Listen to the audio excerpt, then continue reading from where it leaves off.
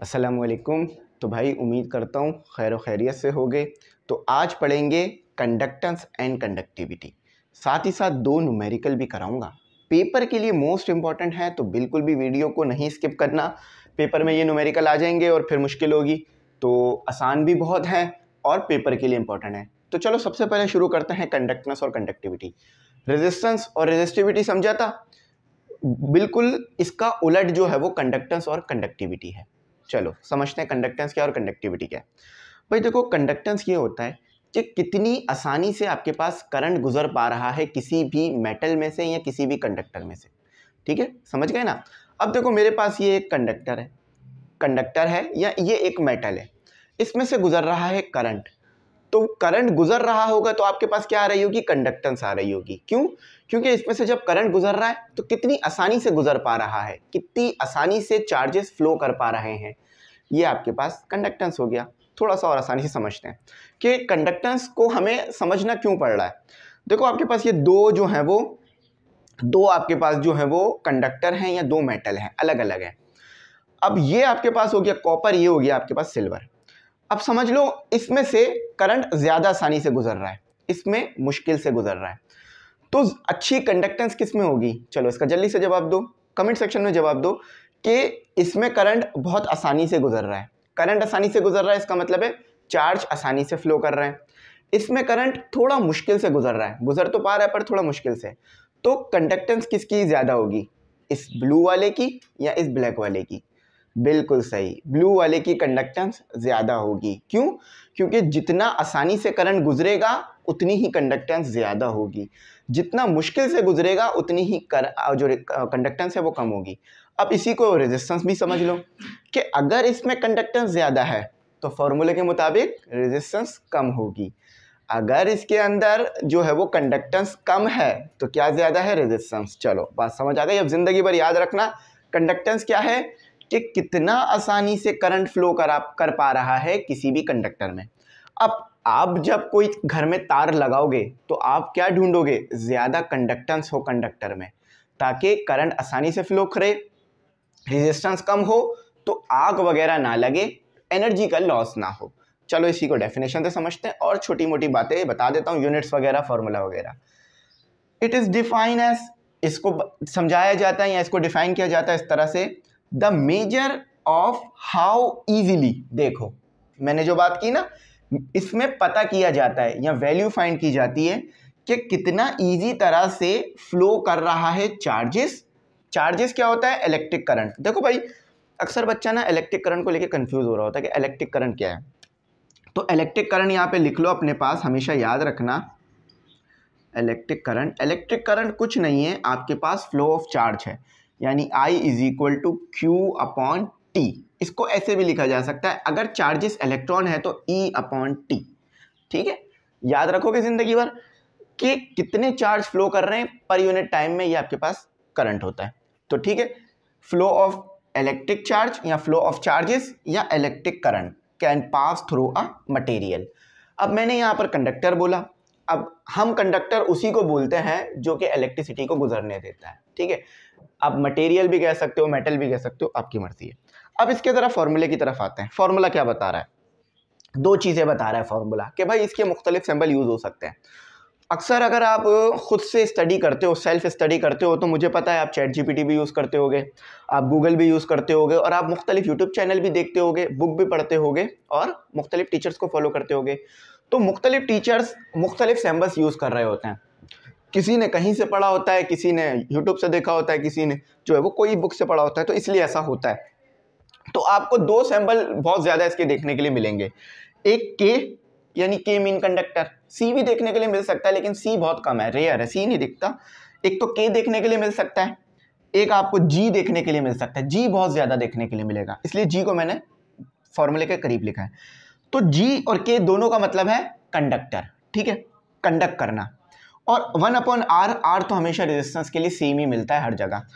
तो मैंने आप लोगों को बता दी थी ये बात कि अगर रेजिस्टेंस कम है तो क्या होगा, कंडक्टेंस ज़्यादा होगी। सिंपल सी बात है, ज़रा मैं समझाता हूँ। आपका स्कूल है, कॉलेज है, उसके सामने स्पीड ब्रेकर बना हुआ है। तो अगर स्पीड ब्रेकर बना हुआ है तो क्या होगा, गाड़ी आके हल्का होगी, हल्की हो जाएगी और फिर आराम से गुजरेगी, यानी रेजिस्टेंस है। अब अगर स्पीड ब्रेकर है ही नहीं तो तेजी में गुजर जाएगी, यानी कंडक्टेंस ज़्यादा है, रोड साफ है जाने के लिए। चलो बात समझ आ गई। अब इसको ओम्स लॉ की मदद से भी समझ लेते हैं। ओम्स भाई साहब ने भी कुछ कहा था इसके बारे में, ओम्स लॉ। ठीक है, ओम्स लॉ ने क्या कहा था? ओम्स लॉ ने आपको क्या फॉर्मूला दिया था? V is equal to I R, यही दिया था। अब R किसके बराबर है? R देखो किसके बराबर है? R बराबर है R को अगर मैं ऐसे करके लिख दूं, R को मैं ऐसे करके लिख दूं कि R को उधर ले जाऊं और G को इधर ले आऊं, तो मेरे पास ये फॉर्मूला क्या ड्राइव होगा? I और अपॉन G। समझ गए मेरी बात? ये फॉर्मूला ओम्स लॉ का ही है, ओम्स लॉ ही है ये, लेकिन इसमें अब कंडक्टेंस आ गई है, रेजिस्टेंस खत्म हो गई है। ठीक है, तो ये दोनों एक दूसरे के रेसिप्रोकल होते हैं। तो अगर कभी आपसे कह दिया जाए मेरे भाई मेरे स्टूडेंट आप जो है मुझे बताएंगे conductance with the help of Ohm's law, तो इस तरह से बता सकते हैं। चलो कंडक्शन समझ में आ गई। अब आ जाओ रेजिस्टेंस कंडक्टिविटी पर आ जाओ। देखो भाई, अच्छा इसका यूनिट भी देख लो। ऐसा यूनिट तो मैंने लिखा नहीं, तो इसका ऐसा यूनिट क्या होता है? इसका ऐसा यूनिट क्या होता है? S I unit. इसका ऐसा यूनिट होता है साइमन। ठीक है, साइमन। ये एक साइमन हमारे दोस्त भी थे जो मतलब पढ़ते थे हमारे साथ स्कूल में, लेकिन यहाँ पर साइमन वो वाले नहीं है जो मेरे साथ स्कूल में पढ़ते थे। यहाँ पर साइमन कौन से वाले हैं? यहाँ पर साइमन वो हैं जिन्होंने इसके ऊपर बात की थी। ठीक है, अब साइमन कैसे निकला जरा ये देखो, आओ मेरी बात सुनो। देखो भाई, इसको साइमन भी लिखा जा सकता है और इसको ऐसे भी लिखा जा सकता है कि आपके पास ये रेजिस्टेंस है, ठीक है, ये रेजिस्टेंस है, ये रेजिस्टेंस है और इनवर्स है। ऐसे भी लिख सकते हो आप, ऐसे भी लिख सकते हो आप, इसको ऐसे भी लिखा हुआ मिलेगा ये आपको। ठीक है, ये तीनों तरीके से लिखा हुआ आ सकता है। अब कैसे? देखो भाई, यहाँ पर आओ, क्या क्या यहाँ पर है आपके पास? R इक्वल टू 1 अपॉन, इसको जरा इसको लिखो, G equal to 1 upon R। अब 1 आ गया, ठीक है, और R का यूनिट क्या है? ओम्स। ओम्स को कैसे लिखते हो? ऐसे। ठीक है, ये ऐसे हो गया, तो ऊपर आ जाएगा तो यूनिट क्या हो जाएगा? इनवर्स में। ठीक है, एक और तरीके से भी इस यूनिट को आपको एमसीक्यूज में पूछा जा सकता है, और वो है आपके पास ओम्स इनवर्स। ठीक है, तो ये सारे तरीके मैंने बता दिए कि कितने तरीकों से इसका यूनिट आपके पास आ सकता है। चलो, तो ये सब लिखना एमसीक्यूज में बड़ा आसानी हो जाएगी आप लोगों के लिए। जो लेक्चर देख लेता है ना वो बच्चा एमसीक्यूज में चीता हो जाता है। उसकी वजह ये है कि बात में बहुत क्लियर करने की कोशिश करता हूँ।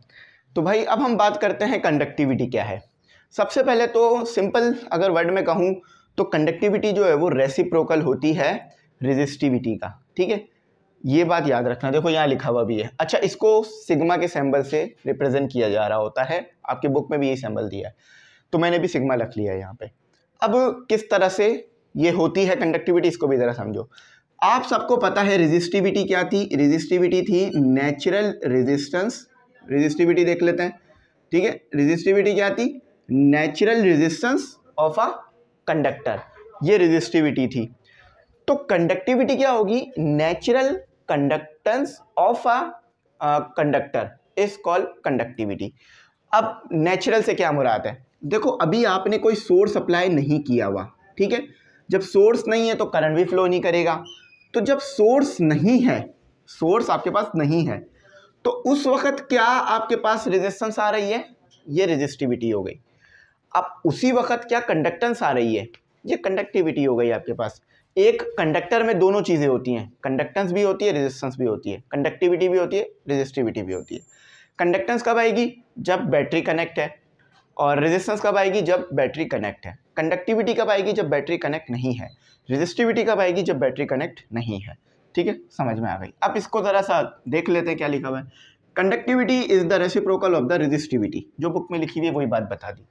अब इसका फॉर्मूला ये ड्राइव करके बताता हूँ, ये ड्राइव करके बताता हूँ। ये असल में इसलिए बता रहा हूँ ताकि आपको पता हो कैसे किया। As we know that for conductivity, resistivity. अब रेजिस्टिविटी के लिए हमने क्या फॉर्मूला पढ़ा था? R is equal to rho L upon A, यही फॉर्मूला पढ़ा था। अब देखो रॉ यहाँ पर कैसे निकलेगा, अब एज हेयर रॉ यहाँ पर किसके बराबर है, रॉ बराबर है आपके पास सिग्मा अपॉन पी, यही लिखा हुआ है ना ऊपर मैंने। तो अब पी मतलब रॉ को उधर ले जाओ, पी बोल रहा हूँ, रॉ है 1 अपॉन सिग्मा, ठीक है 1 अपॉन सिग्मा। अब इस रॉ को ऊपर पुट कर दो तो आपके पास क्या आया फॉर्म, चलो इसको वर्डिंग भी लिख देता हूँ छोटी सी, पुट रॉ इन इक्वेशन 1। तो इक्वेशन 1 में पुट करोगे तो क्या ड्राइव होगा, R इज इक्वल टू, यहां पर रॉ की जगह क्या आ गया सिग्मा, तो L सिग्मा A, ये लो छोटी सी डेरिवेशन बिल्कुल ड्राइव हो गया। तो बस यही काम आपने करना था, R बना दो, R is equal to L upon sigma A, rho नहीं है वो R था, ठीक है मैंने शायद उसे रॉ बोला। तो ये आपका हो गया। अब जो है न्यूमेरिकल करते हैं, बात समझ आ गई है। अच्छा इसका यूनिट भी देख लो, इसका यूनिट क्या होता है, कंडक्टिविटी का यूनिट क्या होता है, कंडक्टिविटी L R E, ठीक है ये आ गया। अच्छा अब इसको अगर मैं खोल दूं तो ये मीटर हो गया, ये क्या हो गया ओम हो गया, और ये मीटर स्क्वायर हो गया। M से ये M स्क्वायर है तो क्या बचा आपके पास 1 अपॉन ओम M मीटर। तो इसको ऐसे भी लिख सकते हो, ऐसे भी लिख सकते हो, ये भी सही है, लेकिन ज़्यादा बेहतर ये है कि इसको इन्वर्स करके लिख दो, ऐसे करके लिख दो। तो ये आपके पास यूनिट आ गया कंडक्टिविटी का, ठीक है एस यूनिट है, ये आपका यूनिट है, बराबर इसलिए लिखा क्योंकि यूनिट है तो वो सेम ही चीज़ होगी ना, ठीक है। तो अब ये हमारे टॉपिक क्लियर हो गए, बात समझ आ गई। अब जो है वो हम अपना न्यूमेरिकल शुरू करते हैं, क्योंकि न्यूमेरिकल मैंने इसके मोस्ट इंपॉर्टेंट थे वही कराने थे आपको असल में। चलो न्यूमेरिकल नंबर 1 बराबर में चल भी रहा होगा, नीचे भी चल रहा होगा, तो डबल समझ में आने में आसानी रहेगी। वीडियो इसलिए नहीं रोक रहा ताकि आसानी से हो जाए जल्दी से। तो इन चीज़ों को आप देखना समझना, आपको बहुत अच्छी बातें क्लियर हो जाएंगी। बहुत आसान चीज़ें थी, conductivity, resistivity, natural conductance of a conductor is called conductivity. अब करते हैं वर्क एग्जाम्पल 10.1, पहला ही न्यूमेरिकल है इस चैप्टर का, ये वर्क एग्जाम्पल, और ये न्यूमेरिकल ही होते हैं, ठीक है वर्क एग्जाम्पल 10.1। अच्छा कहा क्या जाता है, बहुत सिंपल बात है, डायग्राम ड्रॉ करता हूँ फिर समझाता हूँ ताकि आपको समझ में अच्छा है। कहते हैं कैलकुलेट द रेजिस्टेंस ऑफ, आपने रेजिस्टेंस कैलकुलेट करनी है, गिवन डेटा और टू फाइंड देख लेते हैं, गिवन डेटा और टू फाइंड।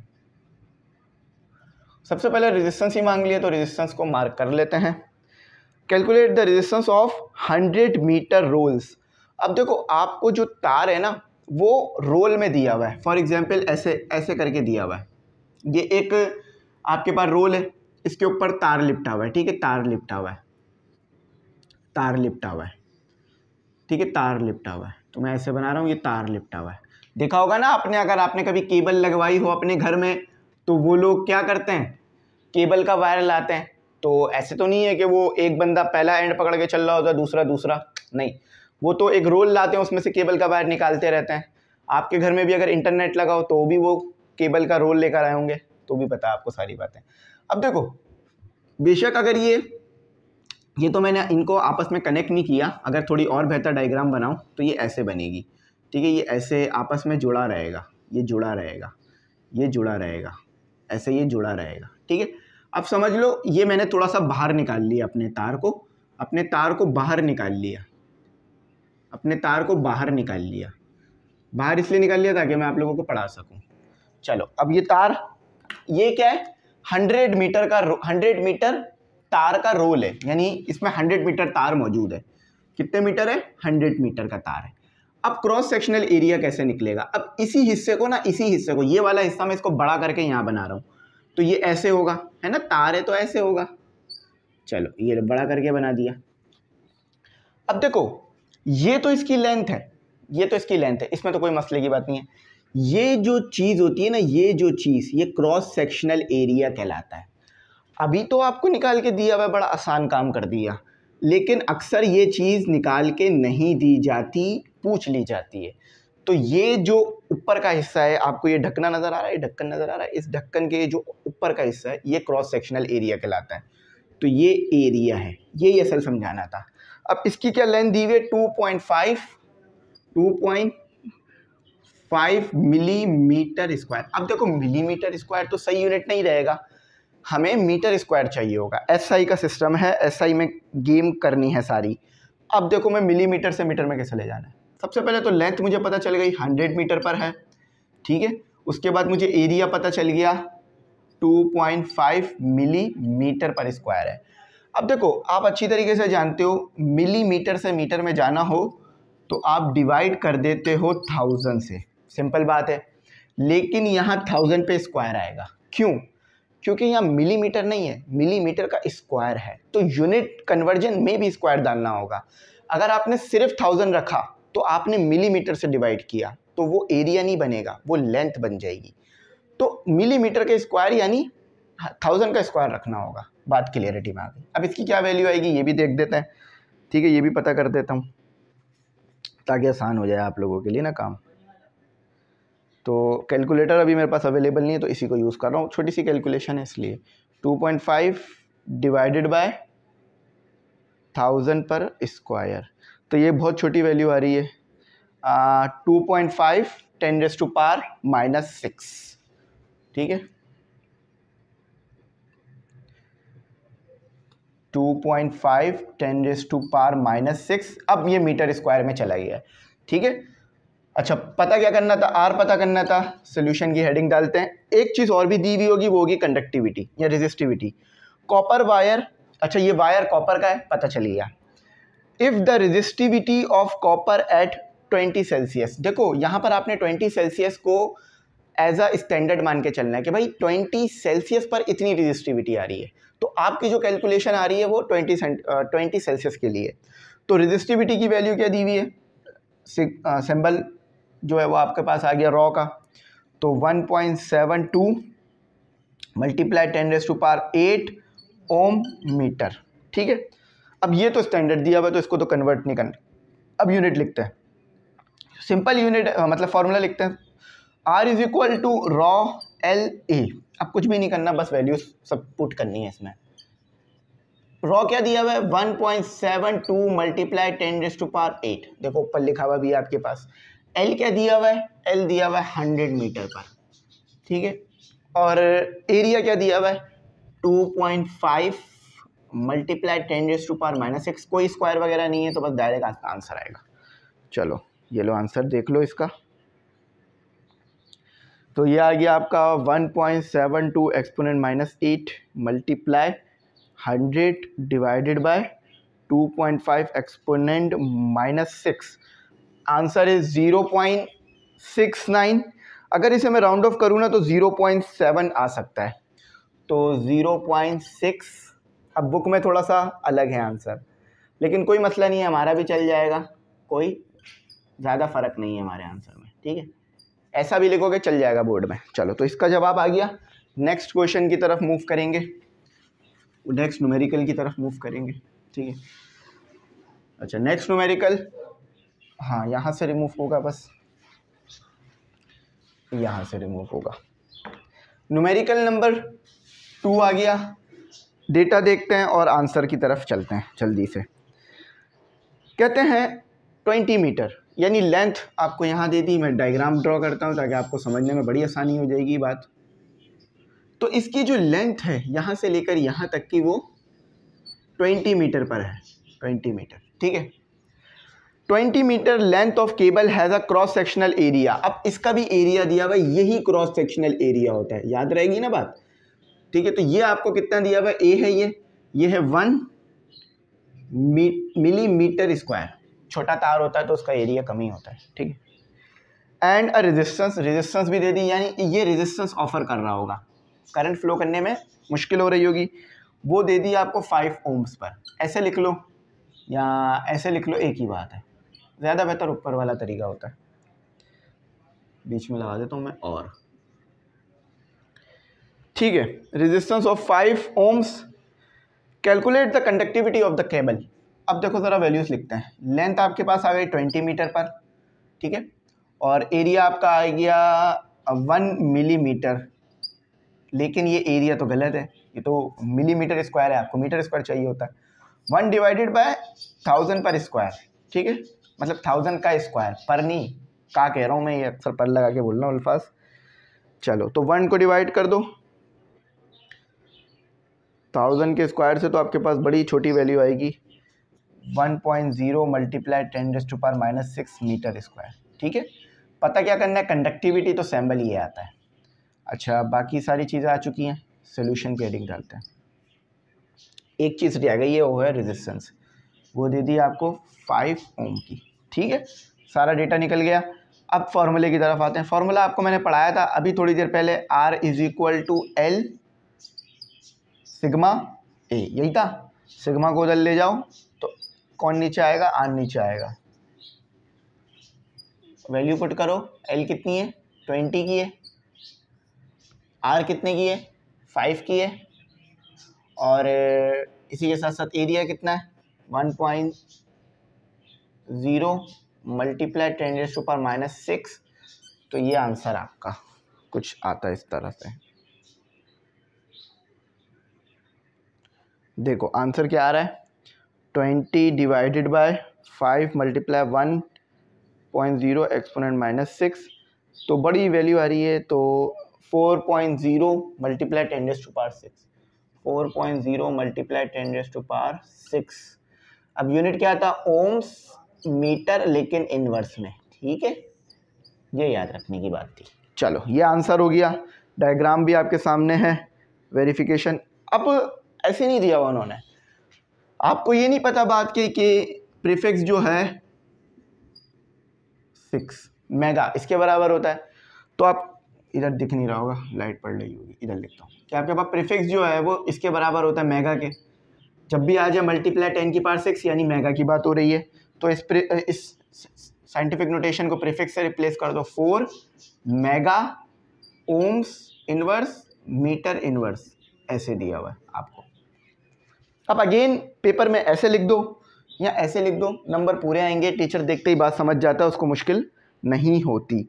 लेकिन यहाँ पर यूनिट थोड़ा सा अलग लिखा हुआ है, ठीक है, वो भी लिख देता हूँ मैंने पढ़ाया था थोड़ी देर पहले, कंडक्टेंस का यूनिट था सिग्मा, तो यहाँ पर कंडक्टिविटी की बात हो रही है, तो सिग्मा अपॉन मीटर होगा। याद है ना, अभी मैंने थोड़ी देर पहले कंडक्टेंस का यूनिट पढ़ाया था। कंडक्टेंस का यूनिट क्या आया था, सिग्मा आया था, और साइमन आया था, सिग्मा बोल रहा हूँ, साइमन आया था, साइमन आया था ना कंडक्टेंस का यूनिट। तो जब कंडक्टेंस का यूनिट साइमन है तो कंडक्टिविटी का क्या होगा, बस उसके साथ मीटर आ जाएगा। तो ऐसे भी लिख सकते हो, हर तरीके से बता रहा हूँ ताकि आपके लिए आसानी रहे। 4 मेगा, अब साइमन के लिए उन्होंने यहाँ सिर्फ एस इस्तेमाल किया है, और देखो ये तो सेम ही रहेगा मीटर ना। चलो तो ये आपका हो गया, आई होप आपको बात समझ में आ गई होगी। यूनिट बहुत सारे बन रहे होते हैं, मैं वो बता देता हूँ जो मोस्टली यूज़ हो रहा होता है, या और भी मज़ीद खोल देता हूँ उसको। तो यहाँ पर बात को ख़त्म करते हैं, कुछ ना समझ में पूछना ज़रूर बताऊँगा। थैंक्स फॉर वॉचिंग, अल्लाह हाफ़िज़, अपनी कीमती दुआओं में ज़रूर।